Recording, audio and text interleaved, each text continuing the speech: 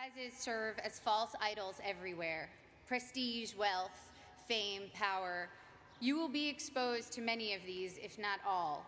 Of course, part of why I was invited to come speak today, beyond my being a proud alum, is that I've accrued some very coveted toys in my life, including a not-so-plastic, not-so-crappy one, an Oscar.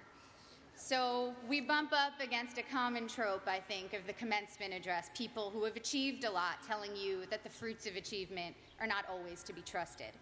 But I think that contradiction can be reconciled and is in fact instructive. Achievement is wonderful when you know why you're doing it, and when you don't know, it can be a terrible trap. I went to a public high school on Long Island, Syosset High School.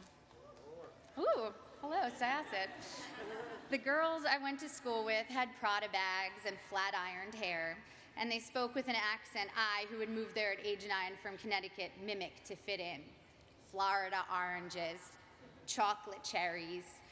Since I'm ancient and the internet was just starting when I was in high school, people didn't really pay that much attention to the fact that I was an actress. I was known mainly at school for having a backpack bigger than I was and always having whiteout on my hands, as I hated seeing anything crossed out in my notebooks. I was voted for my senior yearbook most likely to be a contestant on Jeopardy, or Code for nerdiest. When I got to Harvard, just after the release of Star Wars Episode 1, I knew I would be starting over in terms of how people viewed me. I feared people would assume I had gotten in just for being famous, and that they would think I was not worthy of the intellectual rigor here. And they would not have been far from the truth. When I came here, I had never written a 10-page paper before. I'm not even sure I'd written a 5-page paper.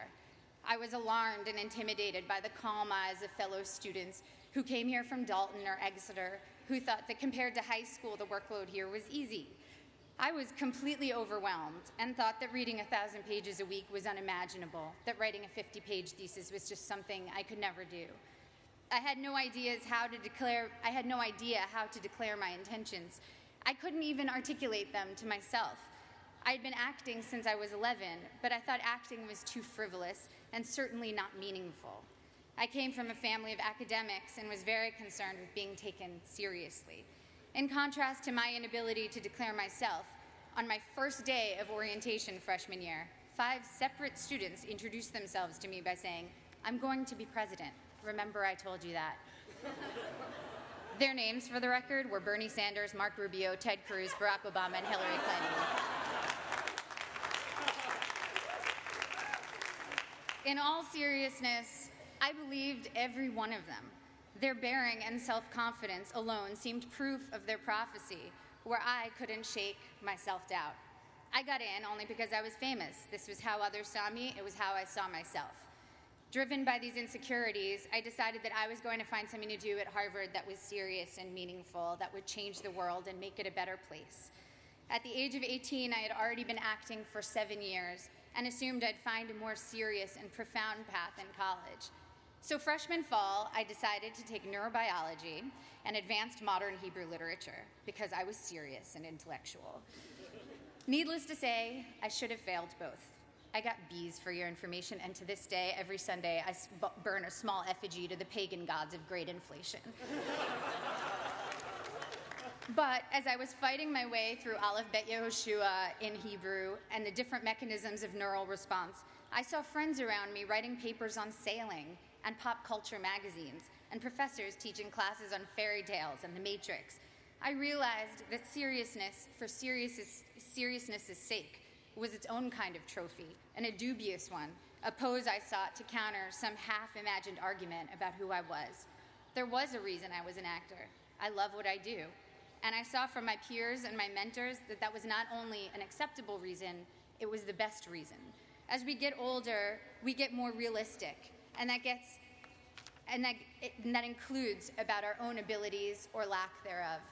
And that realism does us no favors. People always talk about, you have a prize now, or at least you will tomorrow. The prize is a Harvard degree in your hand, but what is your reason behind it?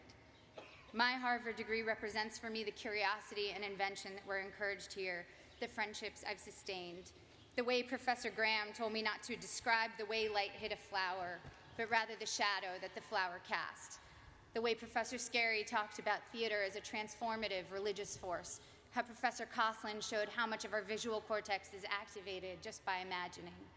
Now, granted, these things don't necessarily help me answer the most common questions I'm asked. What designer are you wearing? What's your fitness regime? Any makeup tips? But I have never since been embarrassed to myself ask what I might previously have thought was a stupid question.